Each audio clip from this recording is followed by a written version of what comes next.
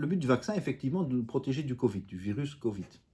Alors, pour nous protéger, on va essayer de déclencher une réponse immunitaire contre un constituant de ce virus, qui est une protéine de son enveloppe. Donc un virus, c'est une structure qui contient une enveloppe de graisse dans laquelle sont insérées des protéines. Et parmi ces protéines, il y a une protéine très abondante qu'on appelle la protéine spike, qui veut dire pic en anglais. C'est une protéine qui va servir au virus à s'accrocher à nos cellules, et notamment nos cellules du tractus respiratoire.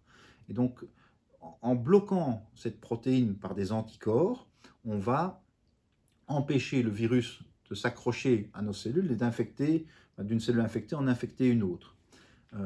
Alors le but de la vaccination est aussi de déclencher, outre des anticorps contre cette protéine spike, de déclencher aussi une réponse qu'on appelle une immunité cellulaire, c'est-à-dire de fabriquer des globules blancs qui vont détruire à la fois les cellules, le virus, mais aussi les cellules infectées par le virus.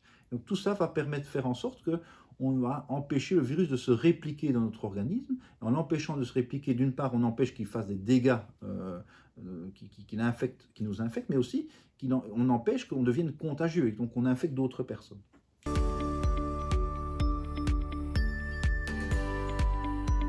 Alors c'est vrai que c'est un peu la crainte que les gens ont, c'est qu'on ait des effets secondaires. Alors, on doit se baser actuellement sur les résultats des premières études qui ont été faites.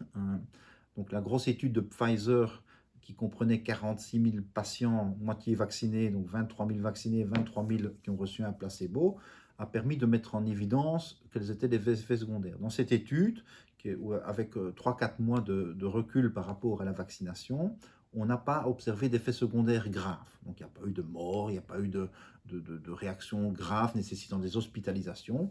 Ce qu'on a observé, c'est des effets secondaires comme on l'observe avec beaucoup de vaccins contre des virus, c'est-à-dire une douleur au niveau du site d'injection qui dure 1 jour, 2 jours, 3 jours, mais qui passe avec du dafalgan ou des anti-inflammatoires. On a observé parfois de la température pendant 1 jour ou 2. Là aussi, ça passe avec des moyens simples comme du dafalgan. On a un certain nombre de gens qui font des maux de tête, hein, et parfois des réactions un petit peu de fatigue, qui se plaignent de fatigue pendant quelques jours. Alors, il faut quand même noter que dans le groupe placebo de cette étude, qui comprenait 23 000 patients qui ont reçu juste 0,3 centilitres de liquide physiologique, on a observé des effets secondaires, notamment de type fatigue et maux de tête, chez environ 1/4 des patients. Donc ça veut dire qu'il y a quand même un effet, entre guillemets, placebo de la piqûre qui joue aussi. C'est un peu plus fréquent dans le groupe vacciné, mais il y avait aussi des effets secondaires de ce type-là dans le groupe placebo.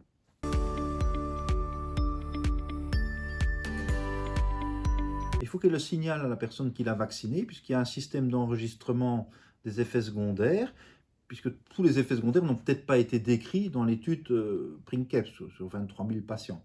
D'ailleurs, on a vu qu'en Angleterre, on a eu quelques réactions allergiques chez des patients. Donc, on peut avoir avec beaucoup de médicaments. Un vaccin n'est jamais qu'un médicament parmi d'autres. Tout médicament, on décrit souvent un ou l'autre patient qui fait des effets secondaires.